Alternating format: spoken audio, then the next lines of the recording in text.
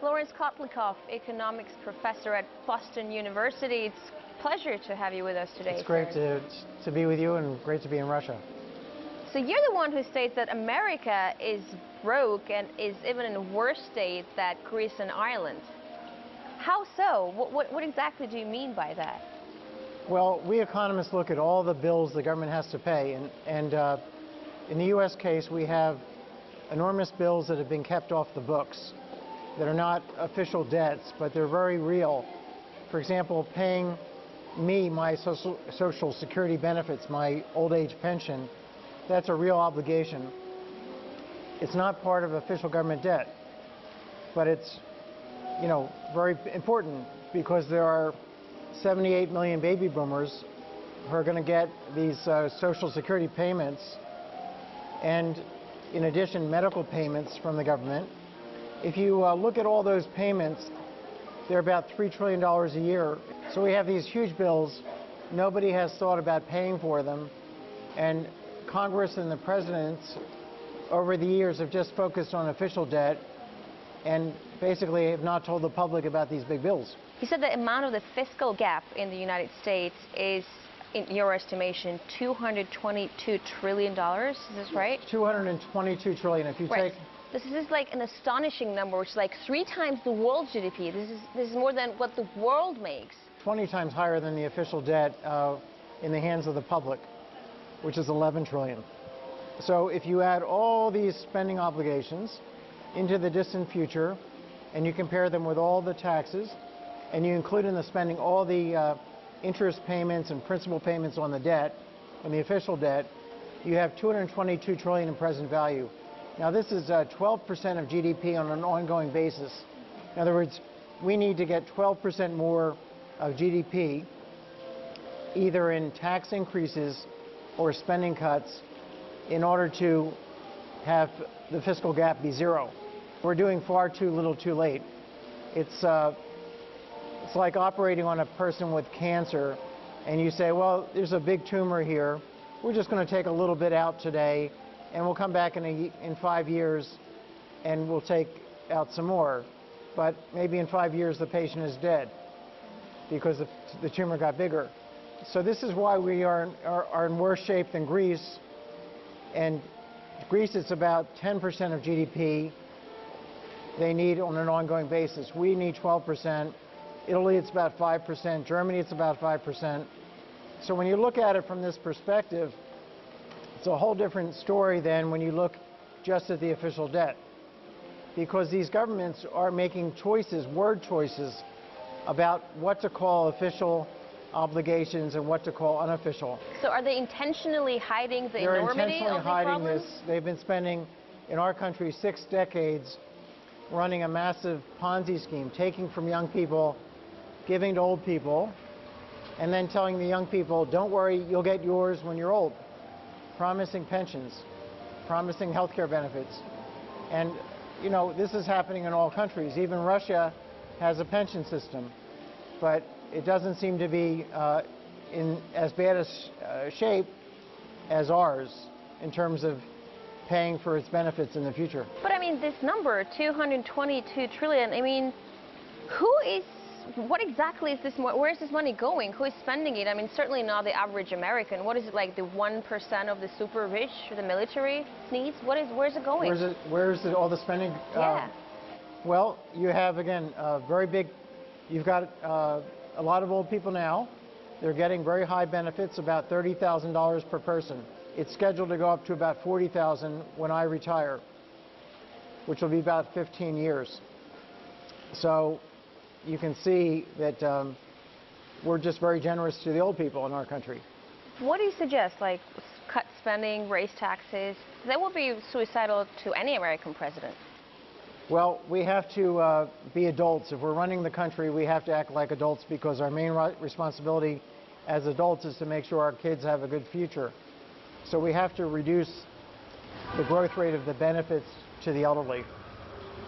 And that requires cutting the growth, being much more careful about how much we spend on health care, because it's been, the health care benefits have been growing at twice the growth rate of per capita GDP for 40 years. These are the government health care benefits for the elderly. So it can't continue because it's going to kill the country. So we have a huge problem. It's being hidden. It's not being described and discussed, disclosed. And we're in very bad shape. You just mentioned that you need to take care of the future generations. Clash of generations is the term you use to describe what future awaits for American children paying up the debts of their fathers.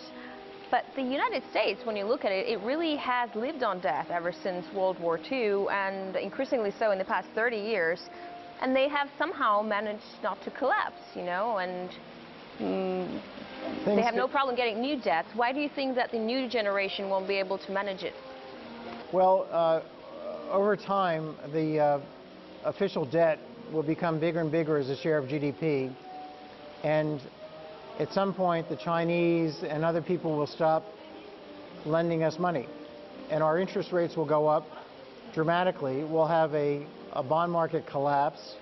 And at that point, the deficit will get even bigger. The official debt will accumulate even more rapidly. And our government is also printing a lot of money to pay for these bills. So inflation can also take off very quickly. So I see big problems, and they may not be in 30 years, they may be in 5 years or 2 years, that the Chinese and other people start to understand how bad the situation is. And then we'll be in the situation of Greece, where people won't lend us money. And then we will have to make big cuts, and everybody will be injured. So you mentioned China, and I know that China and Japan they top the list of America's lenders. I think it's over $1 trillion US debt. Should they just get used to the idea they're not getting their money back? I mean, they can't just come out and say, hey, I want part of the American GDP.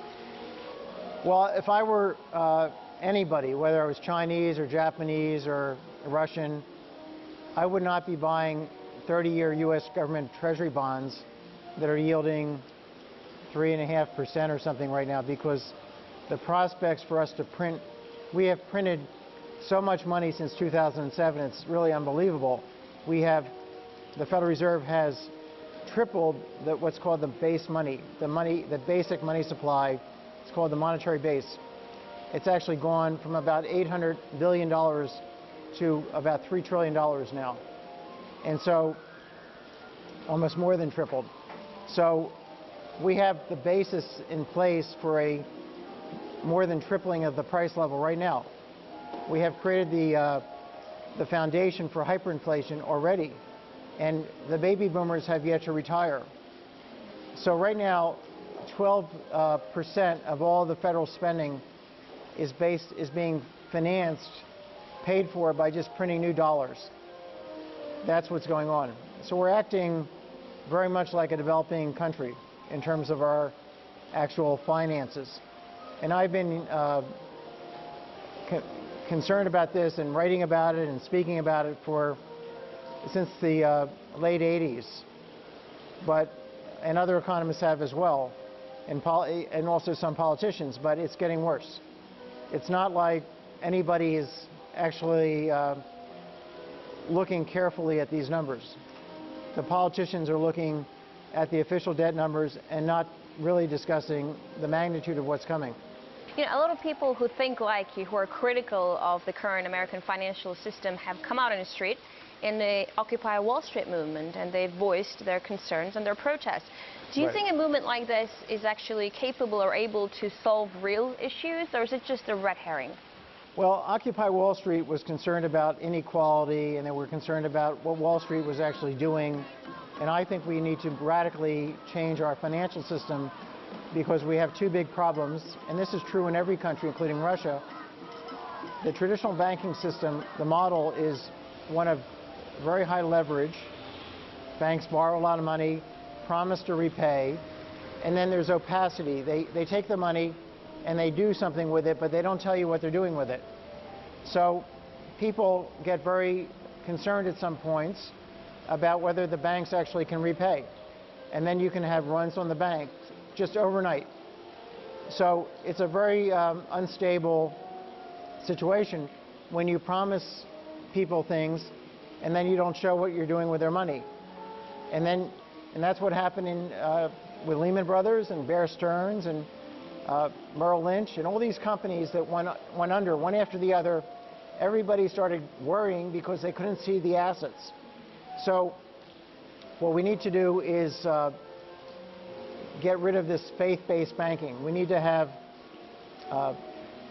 no leverage, and we have to have transparency. The government has to disclose what the assets are. The government has to do verification and disclosure. We should have the government agency verify that somebody's mortgage is actually a reasonable mortgage, that that person has a job, that person has an income, that person's house, which is collateral to the mortgage, actually has this value. So we should not have any liar loans. And then we should also have all the banks become what are called mutual funds, which just sell shares to these funds. So they're taking all the money on an equity basis. They don't borrow money, they just sell shares of stock. The money comes in, and then they buy these disclosed assets, the mortgages, for example. And then if you have equity-based finance, then if the mortgages don't work out, somebody doesn't repay, the shareholders take a loss, but the financial intermediary, which is a mutual fund, never fails. It never goes bankrupt.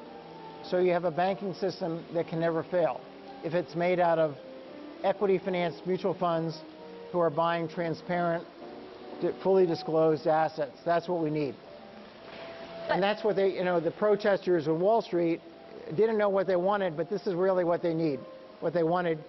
Now, what we need is also protesters among the young about their fiscal treatment. That's a different thing. That's the thing, the fiscal cliff and the possibility of America defaulting that we hear it a lot around us. Is this a symptomatic agony, or is it maybe artificial political crisis? I think young people don't fully understand how bad they're being treated. In the debates, in the entire campaign, not one of these two candidates talked about the magnitude of the problem. President Obama said that our Social Security system, our basic government pension system, has a small problem. It needs to be tweaked, is what he said. Well, if you actually look at the system at the trustees' report, the thing is 31% underfinanced. So it's not a small problem. According even to the Social Security actuaries, it's a huge problem. So, he's on a different planet from the reality. Romney felt that we could just lower taxes and get more revenue. So he was equally, crazy on this stuff. And unfortunately, we have children whose futures are at stake here. And they're also under a lot of pressure in other ways, because they're competing with a lot of people all over the world. And they're also competing with these new smart machines that are taking people's jobs away. So in our country, when you go to a grocery store or a drugstore, the checkout person is a machine. There's nobody working there. It's just a machine these days. There's actually maybe one person to help you use the machine. And so that's replaced lots of jobs. So we have young people who are having trouble finding jobs. Even college graduates are having trouble. Lawrence Kotlikoff, thank you very much for a very interesting insight that you gave us on the ongoing financial crisis, and it's great to have you with us again. My pleasure. Thank you.